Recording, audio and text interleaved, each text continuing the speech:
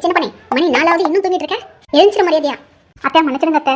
எப்பவும் வாந்தி மயக்கமாவும் இருக்கு, ரொம்ப டயர்டா இருக்கு அத்தை. அதனால தான் எந்திரிக்க முடியல, மன்னிச்சிடுங்க அத்தை.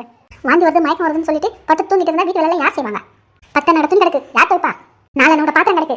வாசல் பெருக்கி நல்லா பெருசா கோலம் போட்டு விளக்கேற்றி வை.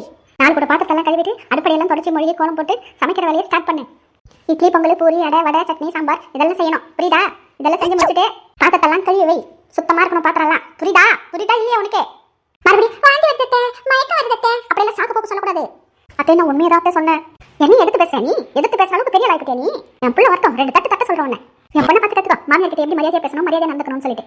ஏமா எத்தனை தடவை உங்க ஃபோன் பண்ணுறது? ஃபோன் பண்ண ஃபோன் எடுக்க மாட்டியா நீ? போன் உள்ள வச்சுட்டு இருந்தேன் கண்ணே, அதான் எனக்கு கேட்கல போல. சரி நீ என்னத்துக்கு இப்போ படப்படன்னு பேசிட்டு இருக்க? என்னாச்சு? என்னம்மா சொல்லு கண்ணே. என் மாமியார் என்ன ரொம்ப ப்ரெஷர் ஏற்றி விட்டுட்டா. என் மாமியார் என்ன 7 மணிக்கு எந்திருக்க சொல்றாங்கம்மா. நான் சாப்பிட்ட தட்டை என்னையே கழுவ சொல்றாங்கம்மா. தட்டில் சாப்பாடு போட்டு வந்து வச்சாங்க, எனக்கு குழம்புல உப்பு இல்லைன்னு சொன்னமா.